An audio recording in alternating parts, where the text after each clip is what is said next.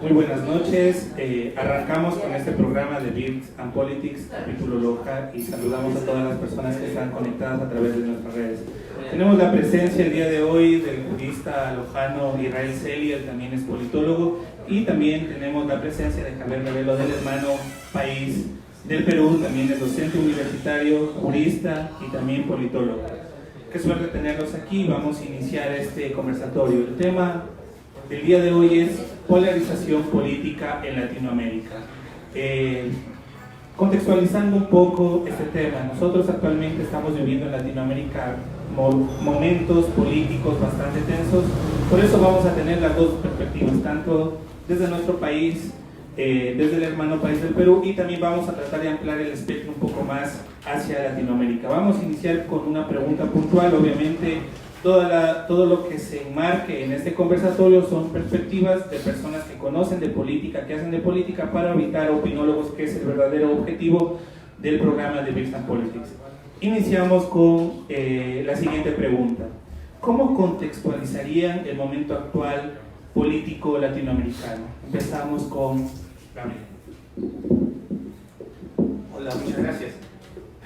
No sé, para poner algo de polémica sobre la mesa, creo que me vienen a la mente las ideas de Murray Rothbard, que es uno de los críticos más acérrimos del Estado, ¿no? Y señalaba que la corrupción no es una desviación de la función pública del Estado, sino que es la naturaleza misma de la actividad estatal, ¿no? Para él, rápidamente, hay dos formas de vivir en este planeta: producir bienes e intercambiarlos para obtener lo que uno necesita, que son los medios económicos, y si es que decido no producir nada, la otra opción para subsistir es robarle a otro su producción. Y la maquinaria más perfecta para robarle la producción a otras personas es el Estado. Entonces el Estado es en esencia inmoral, en esencia corrupto, y quizá lo que estamos viendo ahora es que la gente se está desencantando de los políticos y se va dando cuenta de que algo de razón podría tener esa postura. A ver, la pongo ahí sobre la mesa, y a ver, Israel, ¿qué opinión puedes tener sobre ese primer escenario hipotético? Bueno, Gabriel, o sea, ¿qué te diré? Tu perspectiva es bastante libertaria y yo entiendo que tú vienes de esa tradición. Sin embargo, yo también creo que no puede haber mercado sin Estado, porque el capitalismo como tal es una agencia conjunta entre activistas estatales o agentes estatales y agentes capitalistas. Y eso ha sido bien documentado a lo largo de la historia. Entonces, si vamos a pensar en la corrupción del Estado, también deberíamos pensar en la corrupción de aquellos actores que se toman el Estado y que hacen que el Estado funja a su servicio. Y precisamente yo creo que por ahí va el análisis respecto de lo que sucede en América Latina. Lo que sucede en América Latina es principalmente resultado de la crisis estatal. Ahora, yo no quisiera todavía entrar a analizar el porqué de esa crisis.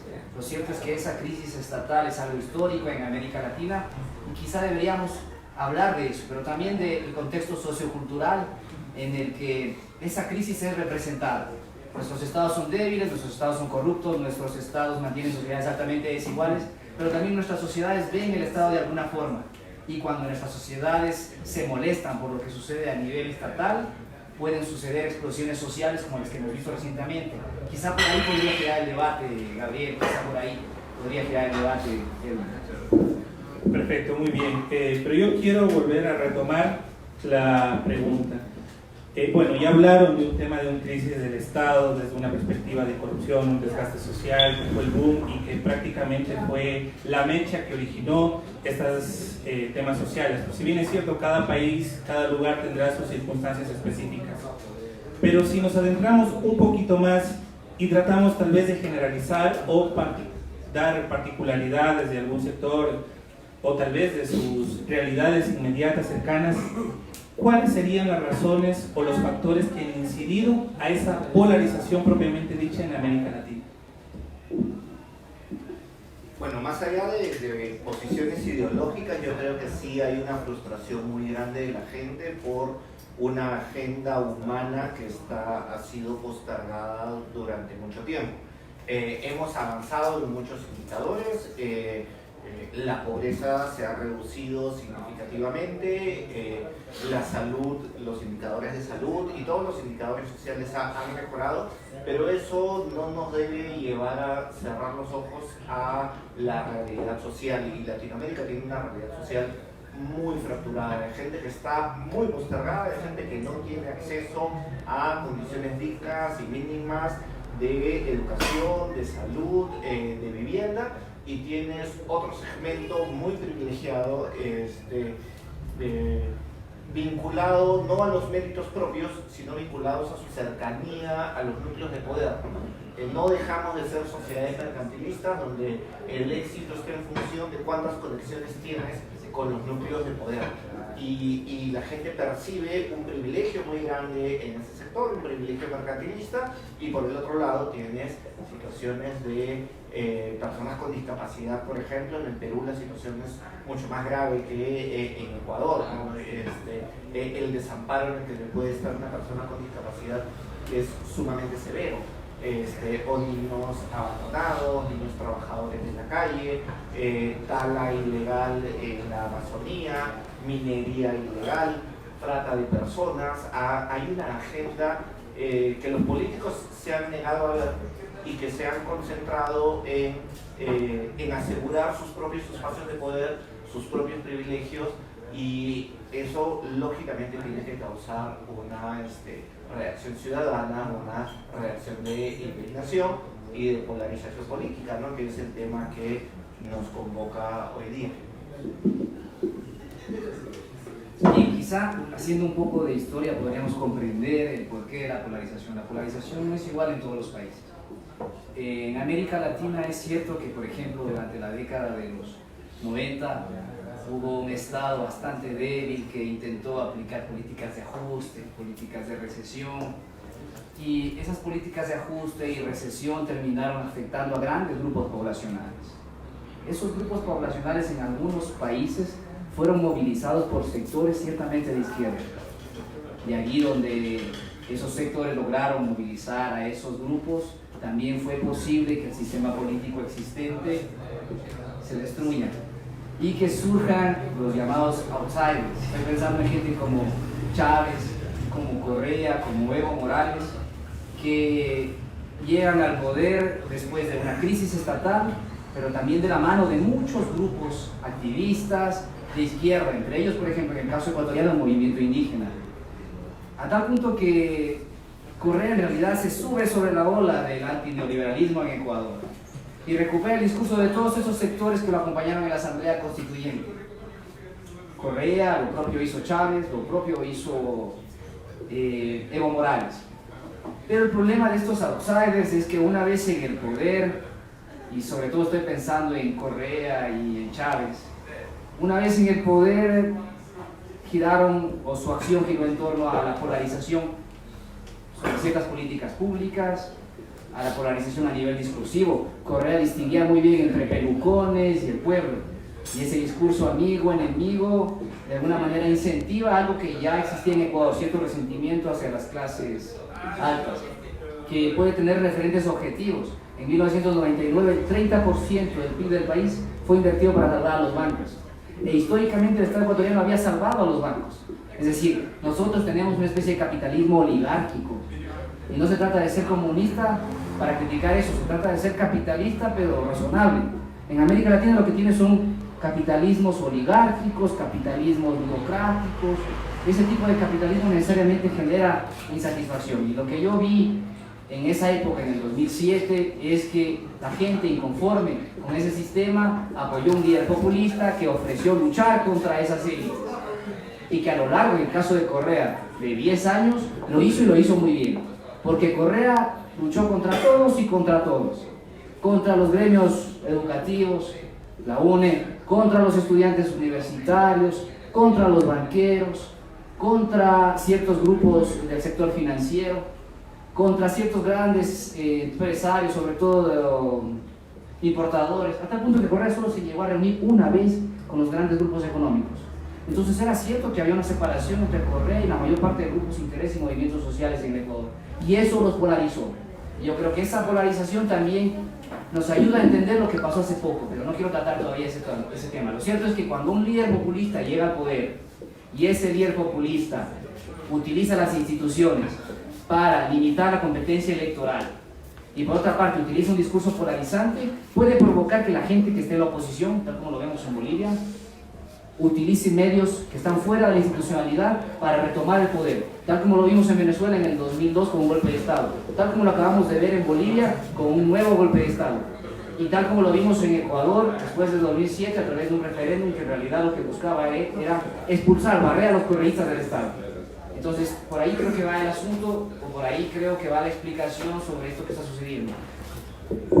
Perfecto, vamos bien. Si alguna persona que está en el público desea hacer en cualquier momento alguna pregunta, únicamente se acerca y la podemos generar esta dinámica. Bien, avancemos un poco.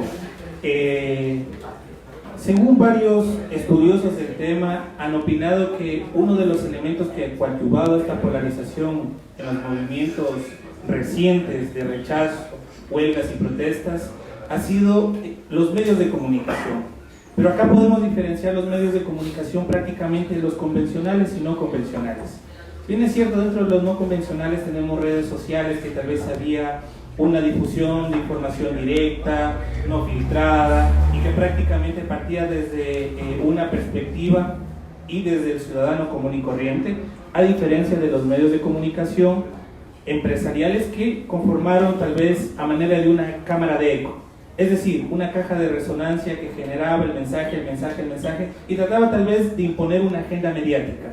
Pero que sin embargo vimos que la mayor parte de personas dijo, no, yo no le creo a la mayor parte de medios de comunicación de gran alcance. En Perú desconozco todavía esta circunstancia, tendrías que ilustrarnos en este caso, y tú, Israel, tendrías que profundizar en este caso. Mi pregunta puntual sería, ¿cómo los medios convencionales y no convencionales coadyuvaron a esta polarización política? Iniciamos con Israel. Bueno, ustedes recordarán que Correa hablaba de la prensa corrupta y que utilizaba los periódicos, los arrogaba y decía que esa prensa basura solo servía para envolver aguacate. Correa también tenía referentes objetivos. La prensa latinoamericana no es precisamente la mejor prensa. Sin embargo, también fue bastante polarizante. También motivó que la prensa se convierta en su principal enemigo. Como Correa no tenía oposición a los partidos políticos, tenía que crear un enemigo político. El populismo no puede funcionar sin un enemigo político. Y ese enemigo político fue la prensa. Es ese enemigo político el que luego apoyó a Moreno en la consulta popular, el que luego tomó el gobierno porque tiene representantes directos de la prensa en el gobierno, y el que, acompañando las protestas recientemente, defendió cual emisario lo que quería o lo que pensaba el gobierno. Entonces, eso ya nos deja entrever, ¿no?, que la prensa en Ecuador es producto de la polarización, no solo producto de la corrupción que es propia del periodismo, que depende de grandes actores económicos. Es una prensa que por una parte tiene intereses mercantilistas, pero que por otra parte también puede estar cegada por el odio. Porque el anticorreísmo es un fenómeno existente en Ecuador en buena parte de la sociedad. Así como hay antichavismo, así como hubo antifujimorismo, así como hasta el día de hoy perdura el antiperonismo. Entonces el problema de la polarización es que la polarización puede perdurar durante varios años, durante décadas. Y eso es lo que más me preocupa, porque en Ecuador en general estamos polarizados. Es difícil encontrar análisis objetivos, es difícil que si dialogas con tu papá, con tu mamá, con tu hermano, tengas perspectivas similares. Ambos estamos en los dos extremos y es raro que la razón entre ahí. Lo que entra básicamente es el sentimiento, el miedo, el odio, y eso es lo que me preocupa del debate político en nuestro contexto. Me hacía recordar una cita, lo último que mencionaste, es que tratar de reconstruir una institución social, un consenso, un acuerdo social, una vez deshecho, es como tratar de rearmar con las manos una telaraña. Entonces, una vez que has introducido esa dinámica amigo-enemigo y has construido todo un aparato estatal y un movimiento social a partir de él, pretender volver a una situación de normalidad es una cosa sumamente complicada, si no difícil. la prensa en el Perú no es tan polarizante, por el contrario, y para ser sinceros, es una prensa bastante servil. Y las pruebas están allí. En la década de los 90 están los famosos Vladivideos, donde Vladimiro Montesinos, sin ningún tapujo, entregaba fajos de dinero a personas claves del sector prensa para el apoyo mediático. Y eso se trasladaba luego en una agenda política uniforme en todos los medios. Cuando se estaban realizando el proceso eleccionario de la popular reelección de Alberto Fujimori, el día de la elección los canales de televisión lo que mostraban eran capítulos repetidos del Chavo del Ocho, de Pitufos o de cosas similares el día de una elección nacional. Entonces esa es una seña de la prensa que hemos tenido en el Perú, y luego de Fujimori no ha sido muy distinto, solo que ahora el Estado contrata montos significativos con la prensa. Entonces el dinero que fluye de los núcleos de poder hacia la prensa ya no se hace al amparo de la oscuridad de una salita recóndita del servicio de inteligencia, sino que se hace con una factura y fluye el dinero. Y intentar una guerra aquí de 11 días en Ecuador, en el punto más álgido. No, sigue, solo para que continúe eso. Los medios transmitían Bob Esponja. Bob Esponja mientras la gente se movía en las calles. Sí, es algo, o sea, en realidad en Latinoamérica más es lo que nos acerca que lo que nos diferencia. Hubo un congresista que planteó en Perú, y se aprobó la ley, una prohibición de que el Estado gaste en publicidad a través de medios privados. No le prohibía a los medios publicar noticias de interés público. Lo que le prohibía era al Estado gastar dinero público en publicidad de medios privados. Y hubo una reacción virulenta de los medios de prensa. ¿Cómo es que el Estado va a hacer campañas contra la desnutrición infantil si es que no puede contratar medios privados de prensa? Y era un argumento bastante mezquino. Los medios de prensa estaban diciendo, bueno, pues si no nos pagan, no vamos a transmitir las noticias de interés público, de interés ciudadano. Y terminó declarándose inconstitucional esa ley.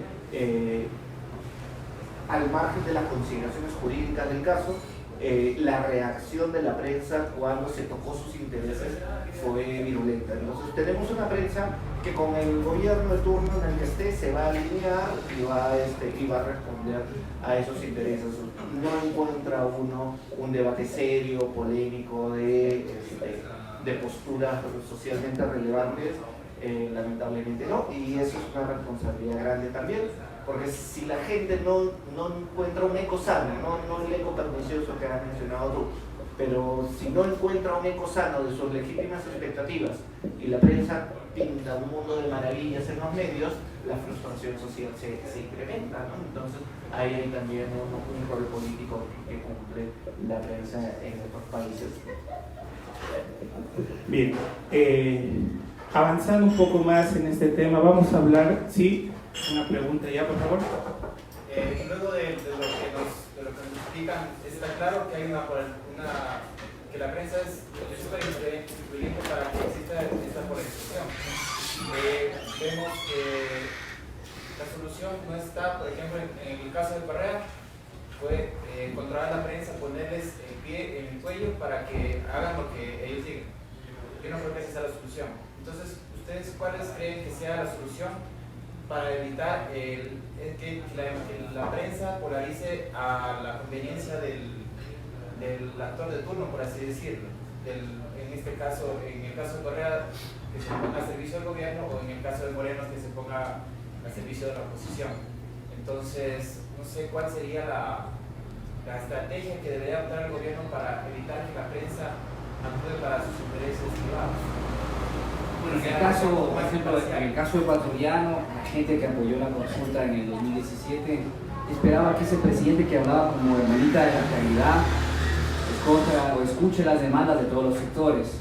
Y una de esas demandas era legítima, por ejemplo, que la prensa no sea perseguida, que se respete la libertad de expresión, pero que también se haga avanzar esa agenda de democratización de la comunicación, que se fortalezcan los medios públicos, que se redistribuyan las frecuencias, pero lo que hemos visto es que Moreno en la marcha lo que hizo es atender solo las demandas de los medios comerciales y dejó de lado a esos actores que son importantes para democratizar la educación.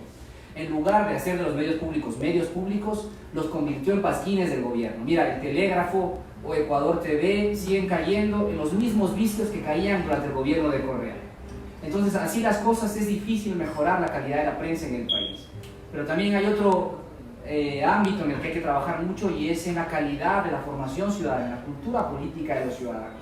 Esta aceptación que tenemos acrítica de esta prensa tan mediocre en el país tiene que ver con la educación política.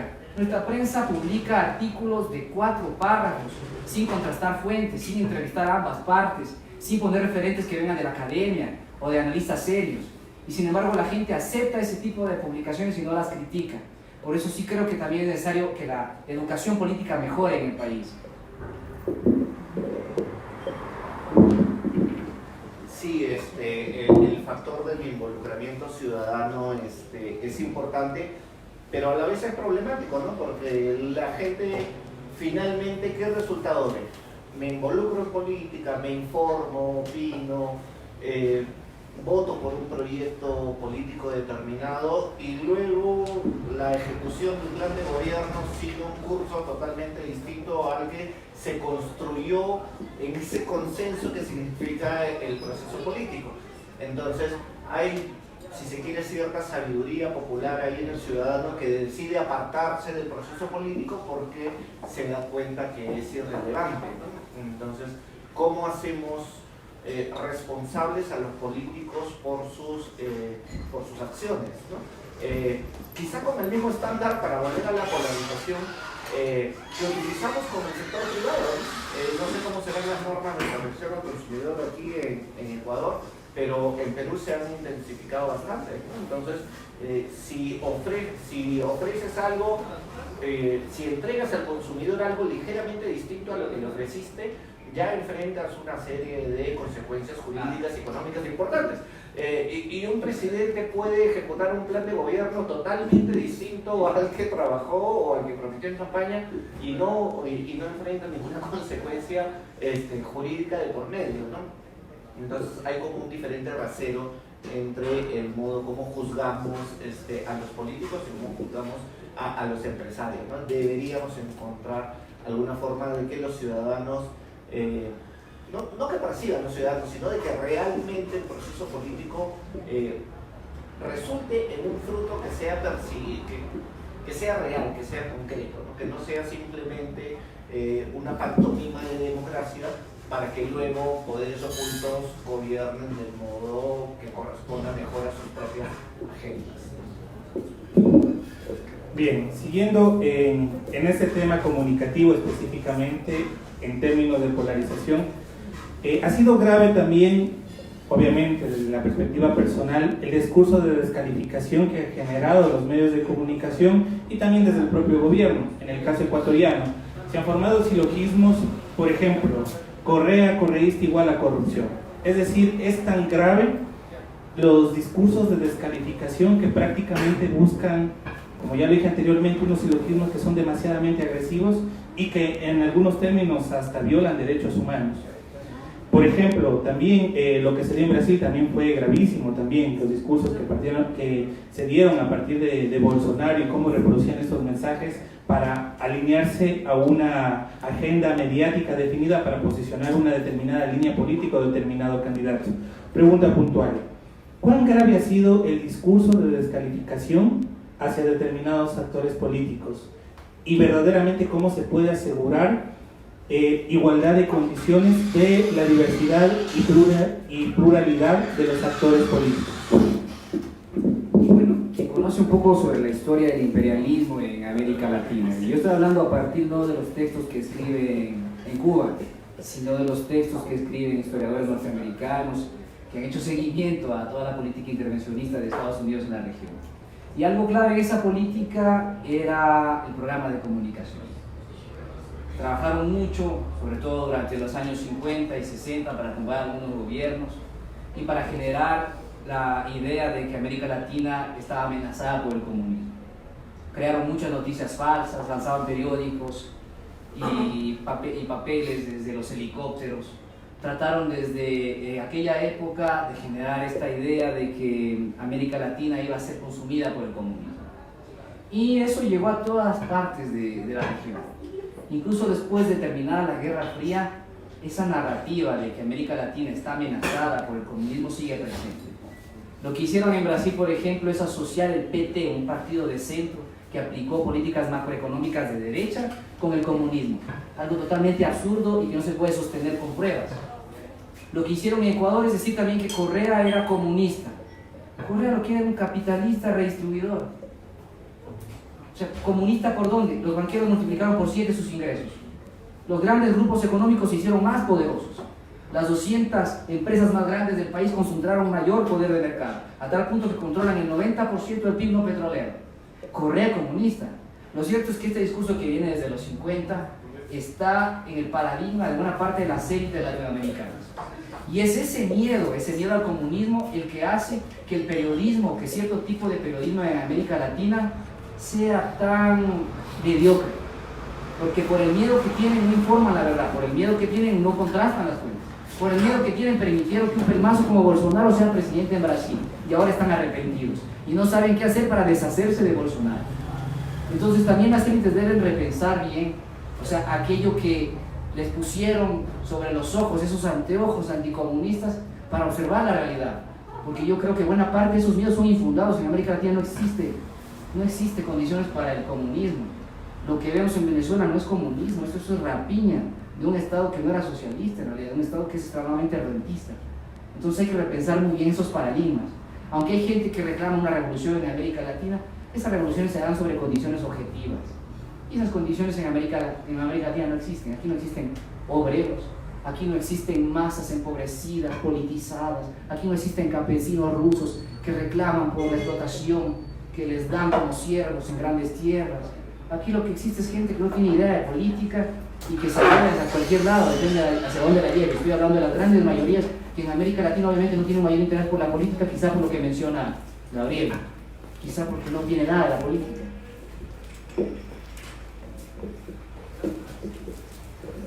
Bueno, ahí es un punto interesante el que planteas, porque habría que definir cuál es el punto a demostrar. Si lo que se quiere demostrar es que en realidad no hay un riesgo real de comunismo sobre la América Latina, bueno, sí, se puede haber exagerado algunas cosas.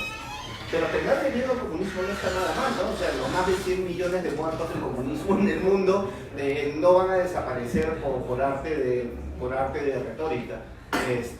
El comunismo tiene un plan, tiene unos principios y tiene una línea de implementación de los mismos que se ha intentado y se ha intentado repetidas veces, con resultados catastróficos cada vez que se han intentado. Entonces, luego lavarle la cara diciendo eso no era realmente comunismo es simplificar las cosas. Sí creo y coincido contigo en que se ha exagerado el riesgo y se ha disfrazado a diferentes actores de...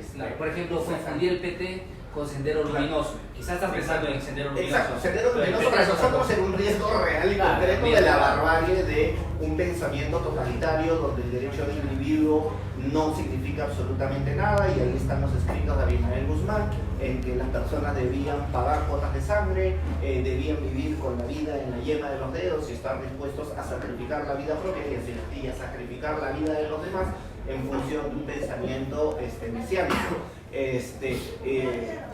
Decir que no es realmente comunismo creo que es un camino peligroso, pero sí coincido en el tema de que hemos etiquetado a diferentes actores políticos y hemos caído quizá en esta falacia del hombre de paja, de no enfrentarnos al contrincante real, a la postura ideológica real que está detrás, sino que la hemos desdibujado y hemos atacado una versión desdibujada de la misma, y eso no es honesto, ¿no? Y en eso sí coincido. Pero el tenerle miedo al comunismo, como tenerle miedo al nacionalsocialismo, me parece algo socialmente muy saludable, ¿no? Socialmente muy saludable. Muy bien. Entremos al tema de democracia. Democracia es uno de los términos más complejos de concebir, de contextualizarlo, pero vamos a tratar de, más allá de darle una definición, de ver cuál es la realidad de la democracia en América Latina y cómo ha configurado una polarización.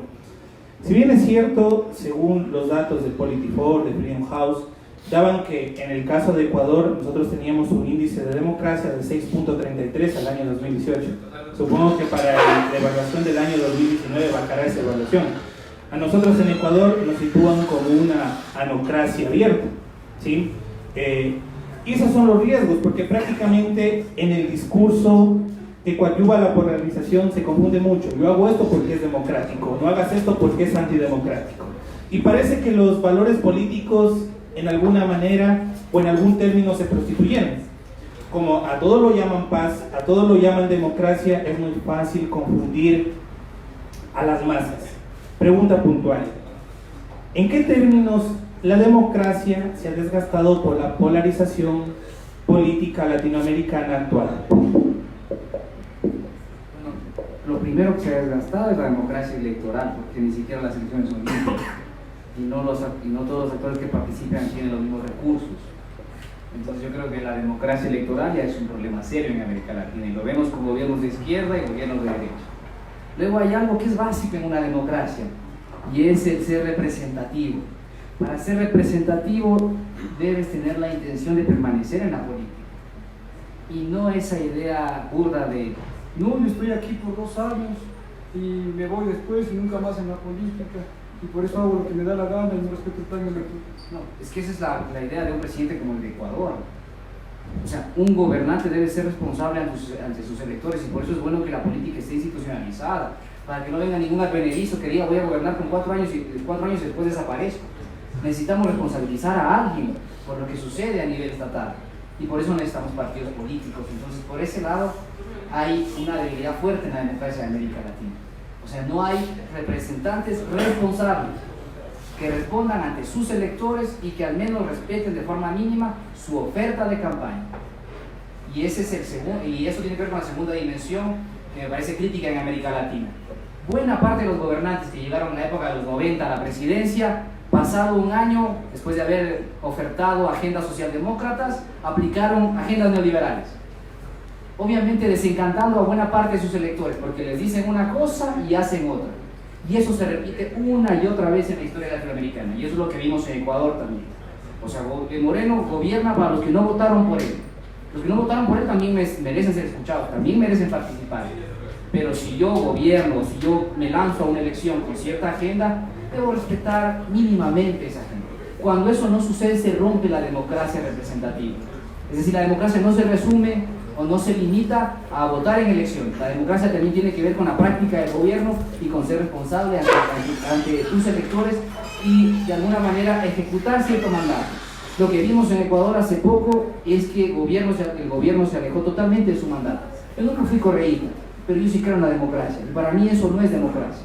No es democracia que quieras implementar un plan de manera artera, diciendo que vas a aumentar el IVA y el otro día aumentas los precios del combustible, diciendo que estás gobernando para ciertos sectores, pero en realidad gobiernas para otros sectores, diciendo que no te vas a comprometer con el FMI y luego terminas comprometiéndote con el FMI. Eso no es democrático. No se trata de ser de izquierda o de derecha, se trata de que exista cierta coincidencia entre un líder político y lo que quieren sus electores. Sí, y tiene que ver mucho, implica mucho la visión de país que tienes.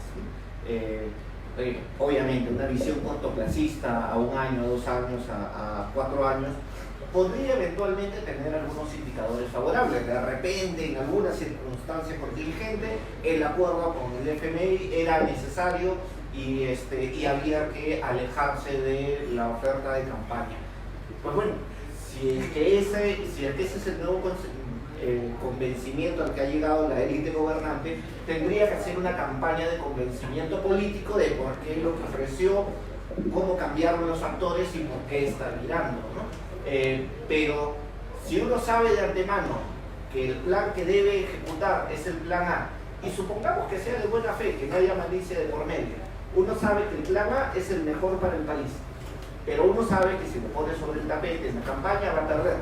Entonces ofrece el plan B, sabiendo que con ese plan va a obtener votos para luego ejecutar el plan A.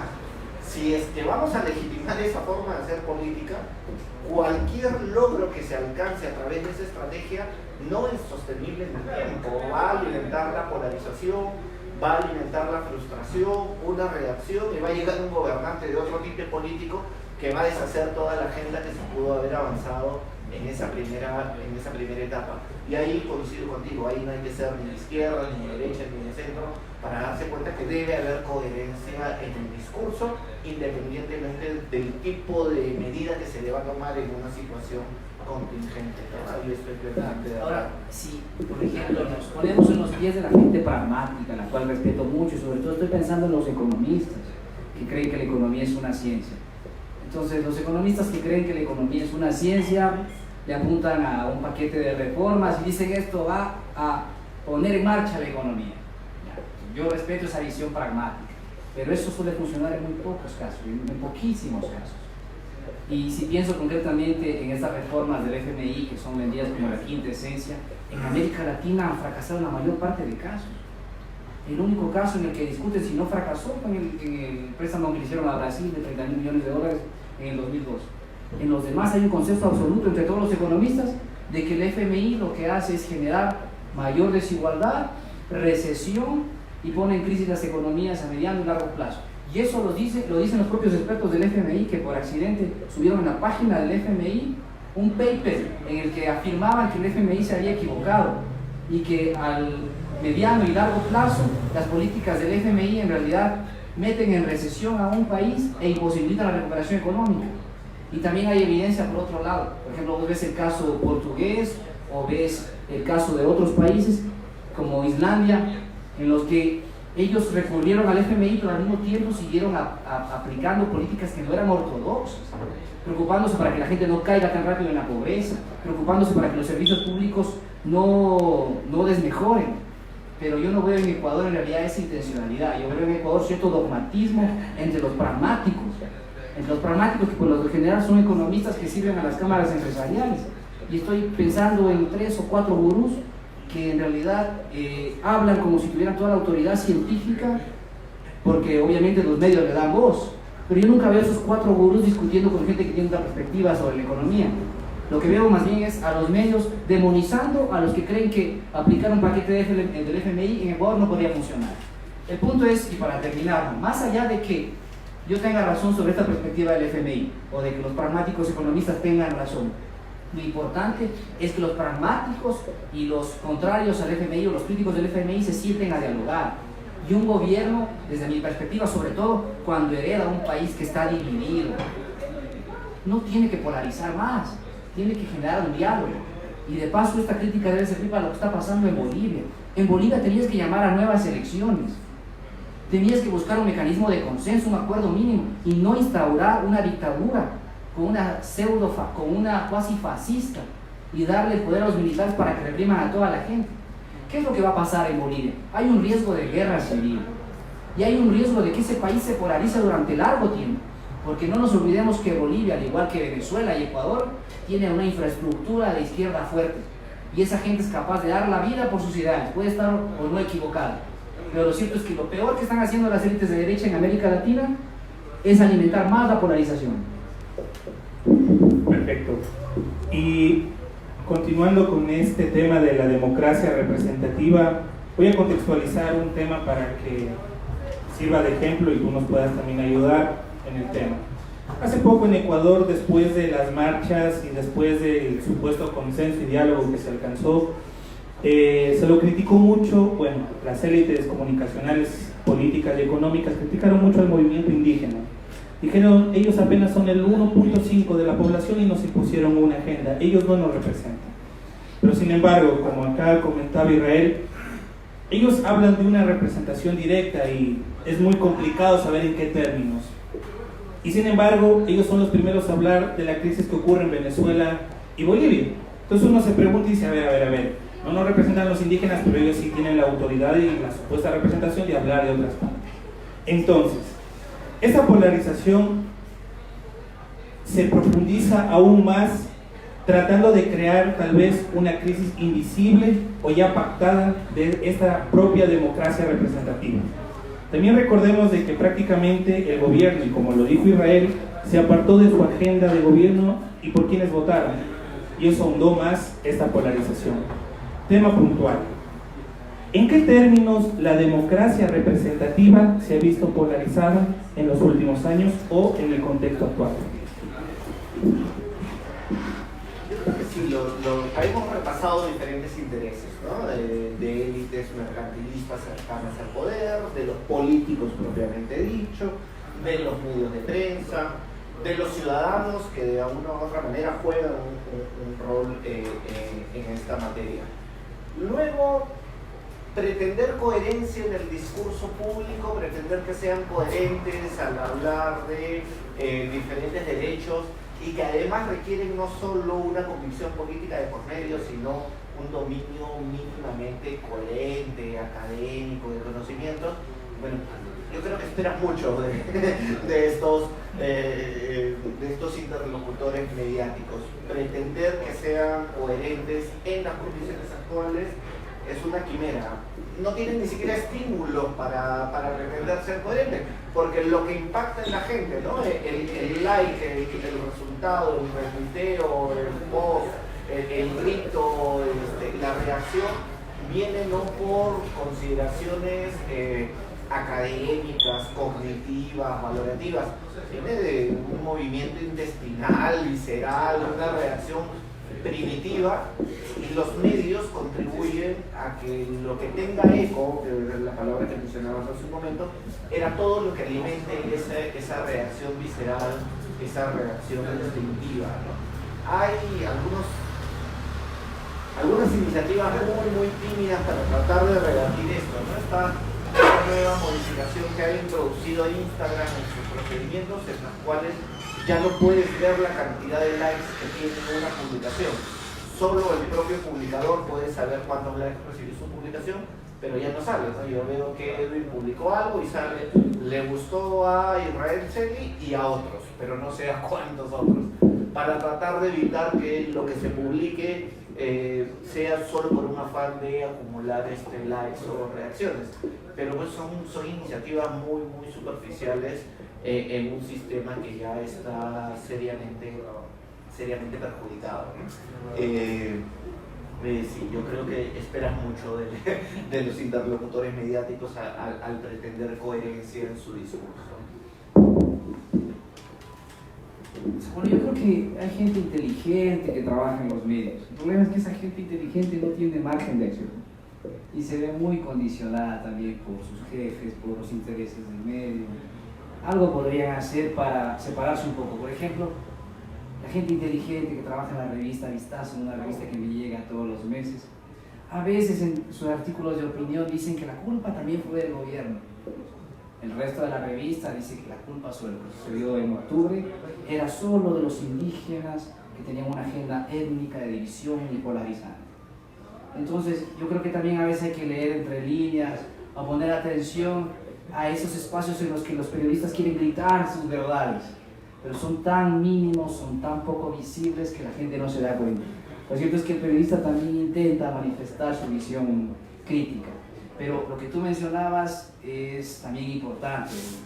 De alguna manera hubo una agenda mediática sobre lo que sucedió en octubre y el gobierno, sus 4 pelagatos, un medio electrónico que tiene financiamiento del Estado, sus periodistas famosos reciben publicidad y tienen una agenda similar, y hay una especie de framing, de encuadre, y en ese encuadre el indio ecuatoriano es irracional, es pobre porque quiere ser pobre,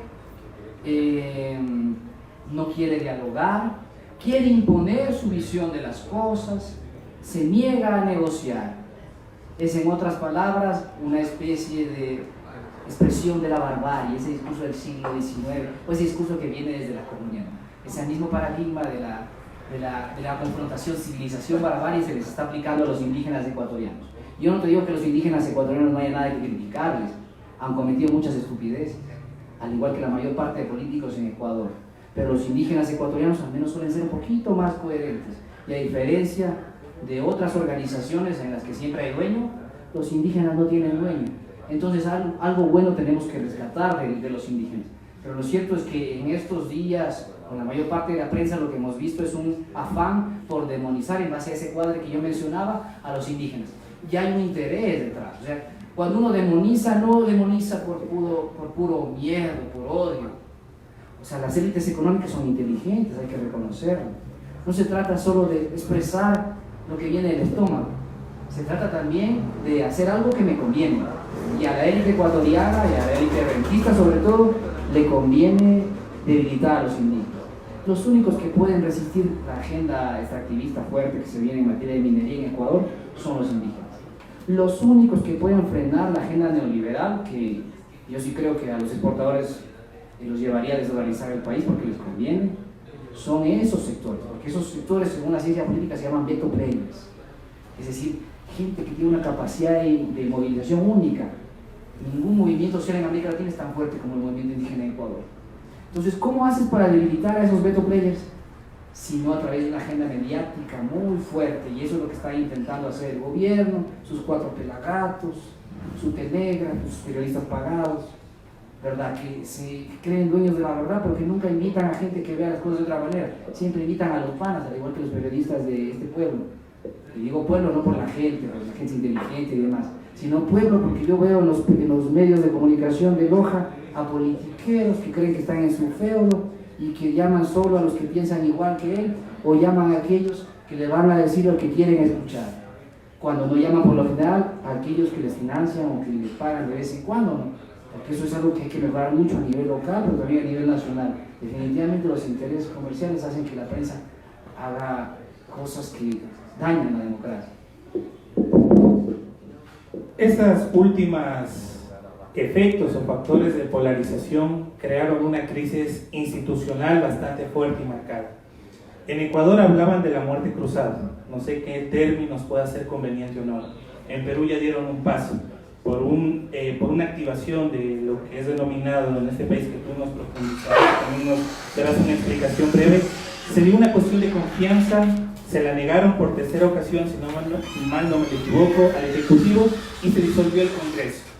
Y obviamente hay valores políticos o tal vez clivajes que están marcados también, que agravó un poquito esa crisis institucional. Pregunta puntual: ¿cuán grave ha sido la crisis institucional en Latinoamérica y que sigue ahondando más aún esta polarización política? La Constitución del 93 en el Perú institucionalizó lo que en su momento hizo Fujimori, que fue disolver el Parlamento. Y con ese verbo se incluyó en la Constitución. El presidente tiene la facultad de disolver el Congreso. Y es lo que ha sucedido. Hay una discusión entre los constitucionalistas de si es que fue legítimo o no el modo como activó el presidente Vizcarra la posibilidad de cerrar el Congreso. Cuando menos es un escenario discutible en términos jurídicos. Pero en términos políticos, que es lo que nos ocupa hoy, ha dado una suerte de respiro en esa indignación ciudadana y en esa crisis institucional, que ha hecho que la gente vuelva a sus vidas normales. La gente está contenta con que se haya cerrado el Parlamento, porque es una suerte de sanción moral, si se quiere, sobre un sistema que ellos juzgan no funciona. A mi parecer, en la dinámica política, la apuesta del presidente Vizcarra es cuando menos problemática, porque él se ha subido en la ola de esta indignación y la ha canalizado contra el Parlamento, como si la indignación ciudadana respecto de los políticos solo fuera contra los congresistas, y la frustración de la gente tiene una dimensión mucho mayor que el congresista de turno que tiene un curulo o un escaño. Entonces, ¿hasta qué punto va a tener éxito y si esto va a ser sostenible en el tiempo?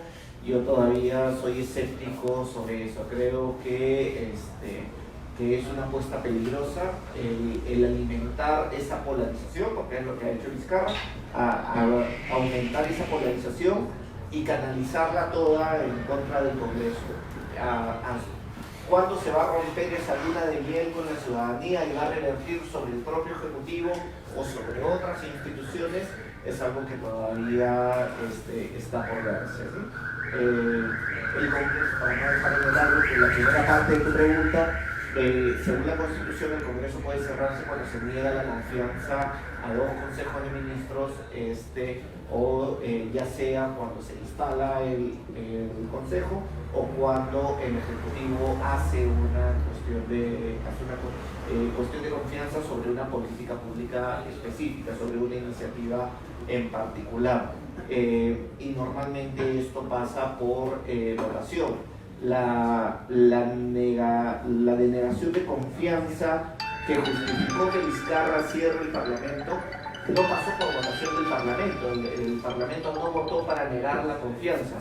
El Ejecutivo interpretó que tácitamente el Parlamento le había negado la confianza y sobre la base de esa calificación es que activó la disolución del Parlamento.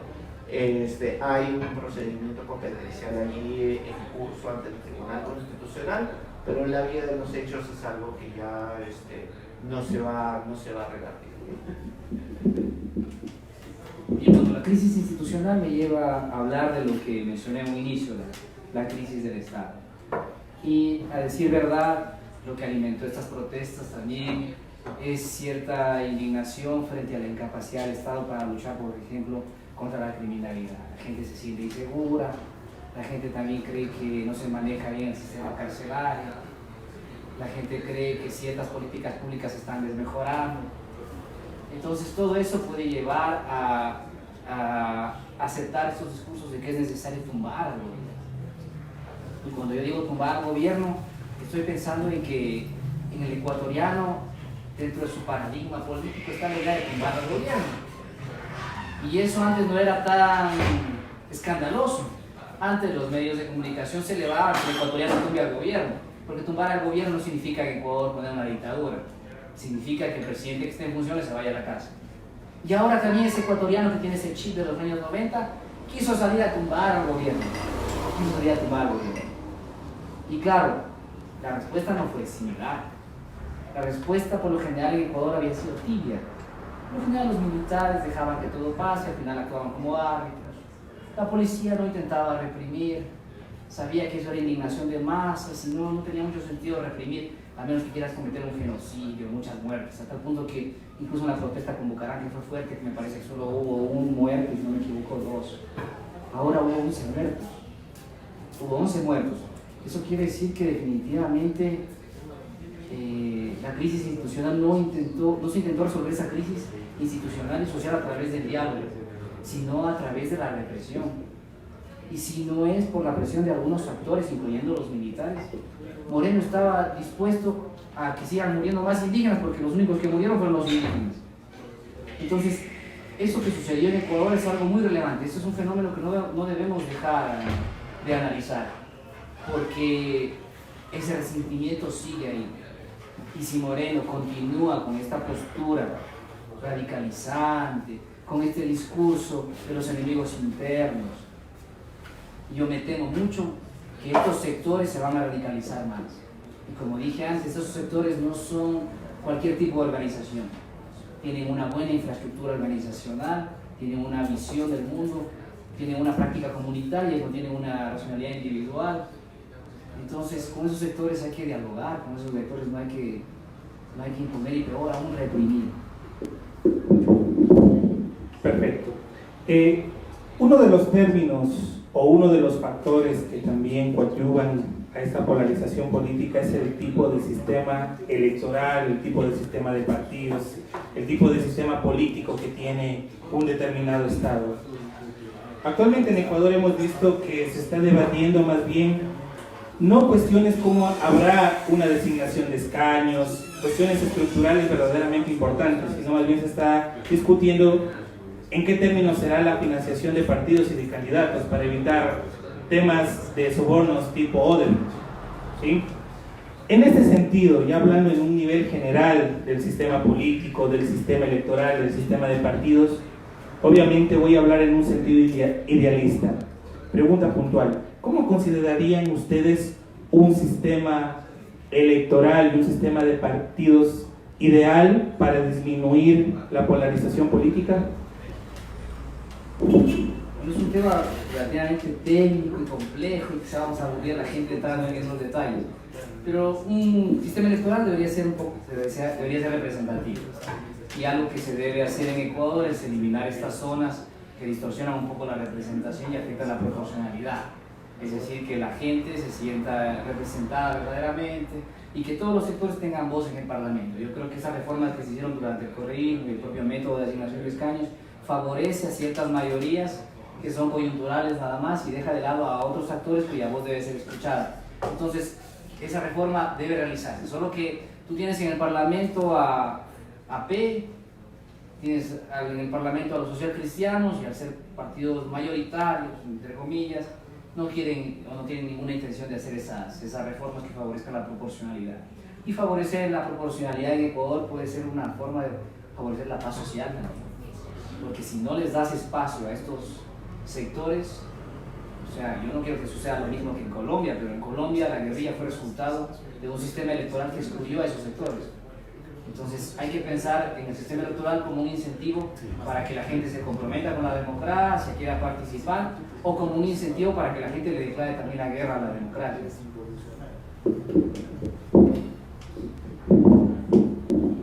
Yo creo que la reforma va más por el lado de repensar el rol del Estado, el modo como se ejerce el poder, más allá de cómo se acceda al mismo, sin restarle importancia a los tecnicismos de la materia electoral. Si el poder del Estado va a seguir siendo el mismo, si va a tener la potestad de crear estas élites, de excluir a sectores significativos de la ciudadanía, de los beneficios de la vida en sociedad, si vamos a pensar en un Estado con potestades tan fuertes sobre la vida de la gente, luego los corruptos, los polarizantes, los aprovechados, los elitistas, los clientelares, los serviles, los que sean, van a encontrar la forma de acomodarse a la nueva regla electoral, ¿no? O sea, creo que es una buena ocasión de repensar qué es lo que esperamos del Estado, qué tipo de facultades va a tener, hasta dónde van a llegar, y en repensar un rediseño del ejercicio del poder mismo. Si no tenemos un diálogo abierto, inclusivo sobre ese tema, cualquier reforma técnica que se haga va a caer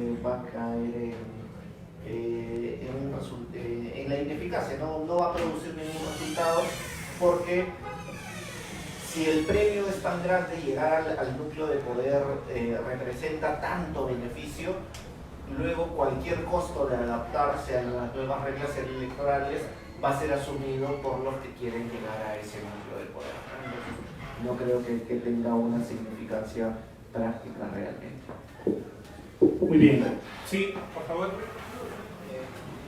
¿Ustedes creen que tal vez el voto voluntario podría fomentar el civismo, podría fomentar a que los votantes se informen mejor, fomenten esta cultura de conocimiento de la política en el Ecuador, para fomentar, o sea, para mejorar la elección de nuestros gobernantes? Claro, bueno, si yo pensara en un país altamente desarrollado, con otro tipo de cultura política, quizá el voto voluntario podría ser una opción, pero lo que tengo como referente es un país como Colombia, en el que la representación es de bajísimo nivel, en el que se compra votos, en el que en realidad el voto voluntario es un incentivo también para que se pervierta más el sistema político. Y donde ellos están pensando en que cambiar al voto obligatorio les ayudaría a resolver los problemas. Claro, no, el voto obligatorio, que tampoco te lo resuelve los problemas, el voto optativo yo sí creo que en Ecuador, estoy pensando en un contexto determinado, podría ser un retroceso, aunque muchos dicen que eso nos puede prevenir contra el populismo, porque el líder populista convoca a las masas o apela a las masas y ofrece cualquier cosa. Sin embargo, vos tienes en Colombia también líderes que ofrecen cualquier cosa, incluyendo por ejemplo una guerra total contra el acuerdo de paz, algo que era razonable. Entonces, a veces creemos que esas reformas pueden funcionar, pero hay que pensar el contexto político de cada país, y al menos personalmente yo creo que en Ecuador eso no funcionaría. Pero no sé tú, ¿qué piensas? Yo coincido en que se podría hablar en términos dogmáticos, principistas, que mientras más libertad tenga la gente, estamos en una sociedad con mejores fundaciones morales. Pero lo que uno desea sobre la configuración de la moralidad tiene que contrastarse con la realidad y la configuración de fuerzas en una situación dada. Tiendo a pensar que sería mejor tener un voto voluntario, pero por razones puramente dogmáticas. Prefiero privilegiar la libertad que la imposición obligatoria, pero no creo que ese cambio tenga la potencia para revertir la situación política en la que estamos el día de hoy. Va a ser bastante indistinto que tengamos voto voluntario u obligatorio. La realidad política va a ser significativamente la misma. Sí, por favor. Bueno, en este contexto de elecciones, ¿no? En este contexto de cómo las personas eligen a sus gobernantes, es conocido que se debe tener cierta cultura política. Tengo dos preguntas, la verdad. La primera sería, ¿el populismo ha afectado a la cultura política? Quizás es un poco evidente, pero ¿cómo ustedes creen ha afectado el populismo que se vive en Ecuador completamente, ¿no? Quizá el populismo partidista, podríamos empezar por ahí. Y la segunda pregunta sería, ¿cuál sería un buen método de empezar a fomentar una cultura política en la sociedad a quienes menos llega la cultura política? Bueno, son preguntas bastante interesantes y complejas, la verdad. Yo no soy muy original a la hora de responderlas. Yo tiendo a usar otros autores. Por ejemplo, hay un autor ecuatoriano muy famoso, su nombre es Carlos de la Torre. Él insiste en que la política en Ecuador es populista por definición. Es decir que la política en Ecuador no es populista es como no hablar de la política en Ecuador. Y muchos pensadores también sostienen que Latinoamérica es la tierra del populismo. Populismo de izquierda, populismo de derecha, pero lo cierto es que siempre vas a tener un líder que intenta dividir, que intenta distinguir entre el amigo y el enemigo, o que le ofrece a las personas cosas que no va a cumplir. Porque el populista también se caracteriza por esos discursos utópicos, por esas ofertas de campaña que en realidad ni siquiera comprende bien y que luego no puede cumplir. Y ahora hay variedad de populismo, por ejemplo, tienes el populismo de Bucaram, de un tipo que tiene una verborrea increíble, que tiene una capacidad para hablar, para hacer reír, para comer guata, pero que es un completo inepto a la hora de pensar en las cuestiones del Estado, ¿no? Pero luego tienes a Rafael Correa, un tecnopopulista, un tipo que hace un doctorado en economía y que tiene esa visión tecnocrática de la vida y al mismo tiempo aplica populismo. Y por eso es que en el discurso de Correa vos escuchabas mucho que somos muy mediocres, que no hay capital social, que estos de la UNE tienen una mata en la cabeza, o que su cabeza o su cerebro es comparable a una mata. Es decir, ese discurso populista también está presente incluso en la gente que tiene cierto capital cognitivo. Lo ves también en un líder como Nebot, ¿no? Que un día dice que los indígenas deben irse al páramo y al otro día se pone poncho y dice, hermanos indígenas, discúlpenme. Entonces, de alguna manera, el pueblo te pide que seas populista. Tienes que ser populista para poder sobrevivir. Un tipo como yo, así frío, objetivo, analítico, nunca tendría un voto. Tienes que mentirle a la gente, tienes que verdaderamente convencerla, tienes que lanzarle flores. El populismo, de alguna manera, pega muy bien en la cultura política criolla, ¿no? Y luego tú preguntas algo que es bastante interesante, ¿cómo cambias la cultura política? Y yo ahí también me dejo llevar por lo que han publicado otros autores. Y hay un buen politólogo norteamericano que estudió las diferencias entre Italia del Sur e Italia del Norte. Este autor, cuyo nombre en este momento me acabo de olvidar, sostiene en un libro que se llama Making Democracy Work, sostiene que la gente del sur de Italia estaba gobernada por un monarca absoluto que estableció un sistema feudal, en tanto que la gente del sur, en tanto que la gente del norte tenía pequeñas repúblicas, y ustedes van a pensar en Florencia, en Venecia. Eso que sucedió hace aproximadamente 1000 años, explica para él, para Robert Putnam, ahora recordé el nombre, lo que sucedió con la reforma administrativa en Italia. El norte floreció y el sur siguió siendo corrupto, siguió siendo el espacio de las mafias. Yo creo que América Latina es muy parecida al sur de Italia, muy parecida. Después de todo, fuimos colonia hace 300 años. Después de toda esa solidaridad que existe acá, es muy parecida a la del sur de Italia. Aquí somos solidarios solo con la familia, con los panes, aquí somos muy clientelares. Entonces, el cambio que propone Robert Putnam es crear capital social. Y no está pensando en el capitalismo, está pensando en que la gente se asocie, que la gente forme el club de lectura, que la gente cree el club deportivo, que la gente cree economía social y solidaria, que la gente haga una caja de ahorro y crédito, que la gente se asocie en organizaciones, porque dice que la gente, cuando dialoga cara a cara, así como intentamos hacer aquí contigo, ¿no? Cuando la gente dialoga cara a cara, va creando relaciones más estrechas y va creando lazos que permiten generar una sociedad basada en la confianza y en la reciprocidad. Entonces hay que trabajar mucho en esos aspectos, y eso depende no del Estado necesariamente, sino sobre todo de los ciudadanos de a pie y de la capacidad que tengamos para organizarnos, para crear organizaciones. Y yo creo que en Ecuador hay mucha gente que está haciendo esas cosas, pero tenemos que incluir todavía más, y sobre todo llevar la solidaridad más allá del ámbito familiar o de la caridad en Navidad o de dar pan con chocolate. Entonces necesitamos crear en verdad organizaciones que generen capital social. No sé si pude responder a tu pregunta, si tienes alguna duda al respecto. Sí, muchas gracias por las respuestas, llenan mis expectativas, pero esta idea suena bastante como un primer paso comunista, y no digo que esté mal, pero por ahí suena, ¿no? George Agamben decía el filósofo George Agamben decía que lo primero que debería hacerse antes de pensar en una política realmente es tener ¿cómo lo decía él? Un sentimiento comunista. La verdad, tú generar una idea de que tú eres parte de tu comunidad y tú debes de verte ahí, ¿no? Entonces, me suena a un primer paso, la verdad, así como... La de comunismo. Porque en realidad, mira, ¿dónde vio Tocqueville capital social? En el país, en la tierra del capitalismo.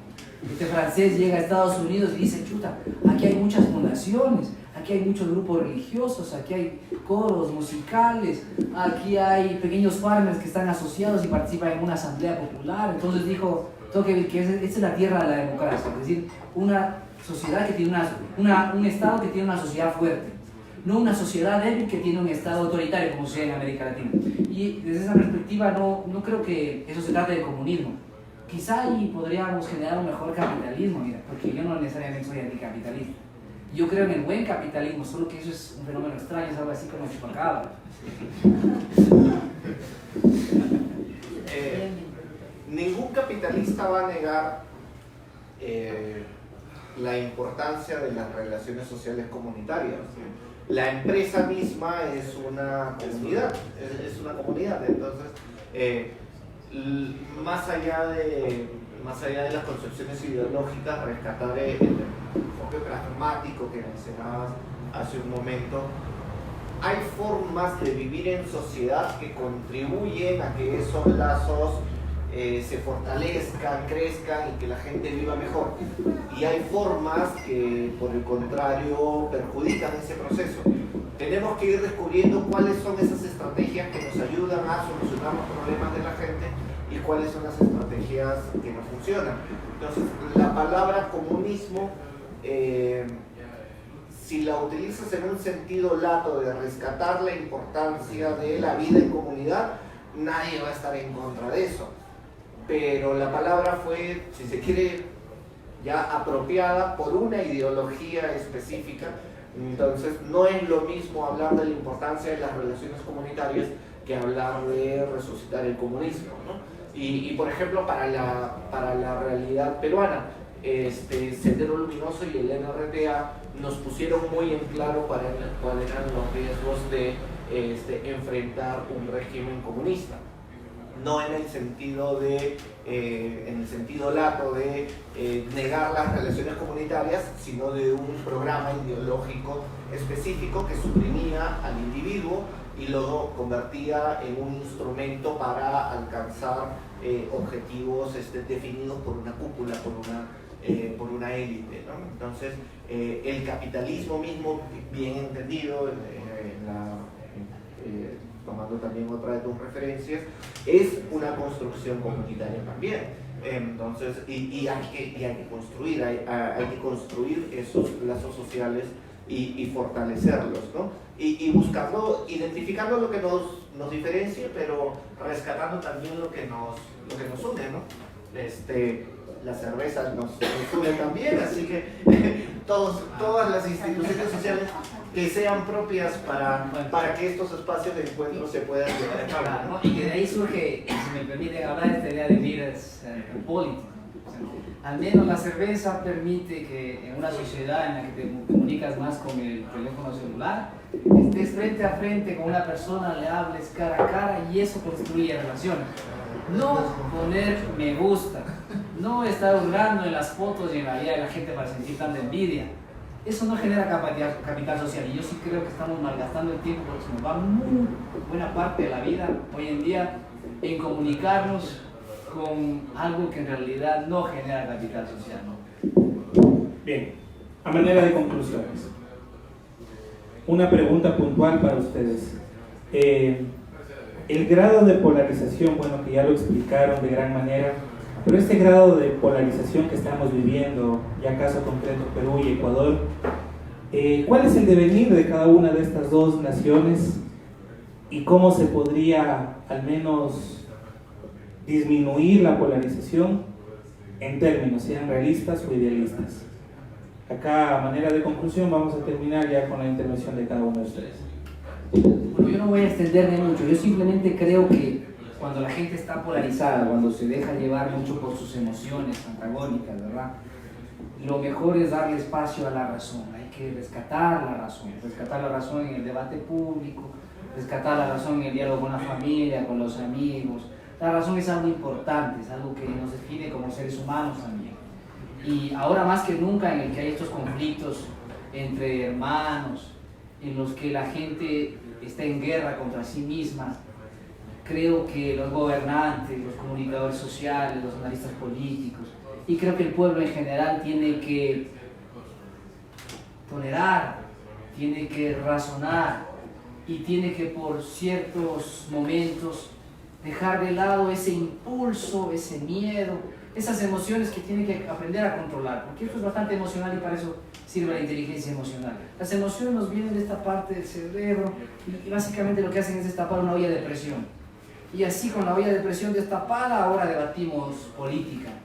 Entonces es muy necesario que recuperemos la razón en América Latina y para eso también hay que fomentar la cultura, la lectura, el diálogo. Ese es mi mensaje final. Yo voy a ser un poco más elemental, más cervezas y menos política. Muy bien, perfecto. Quedamos clarísimos. Sí, de acuerdo con lo último. Bien, agradecemos al local El Viejo Minero, está ubicado en la calle Sucre, entre Miguel Río y Azuay. Invitamos, hemos pasado un momento realmente muy ameno, agradecemos sus palabras. Ha sido una discusión que ha tenido muchos puntos de congruencia, también algunas circunstancias que tienen sus propias particularidades. Lo hemos pasado muy bien, la verdad. Agradecemos a Israel Celi y también Gabriel Ravelo. Bienvenido a nuestra tierra y esperamos que esta no sea la única vez que te tengamos aquí. Y le prometemos más cerveza para el siguiente programa. Y al público que nos acompañó y la verdad nos planteó preguntas muy lúcidas e interesantes también. Muchas gracias por escucharnos y estar aquí. Bien. Telos Consultores ha presentado este evento, ha traído a la ciudad de Loja a Bricks & Politics y no va a ser, como ayer fue el primer, este es el segundo evento, no va a ser tampoco el segundo y el último evento. Aspiramos en 15 días traer otro evento, esperamos también volver a esta misma localidad porque la verdad ha sido realmente muy ameno y bueno, comunicaremos de antemano por nuestras redes sociales cuáles serán los siguientes programas. Agradeciéndoles mucho nuevamente, gracias por alimentarnos el curso y la verdad que siempre discurso a discurso nos cambia la perspectiva de qué estamos viviendo. Y muchas gracias por no ser opinólogos, gracias por ser verdaderos analistas políticos. Muchísimas gracias a todos los que nos ven y saludos a toda la gente que nos están observando. Buenas noches. Gracias. Salud. Más cerveza. Más cerveza.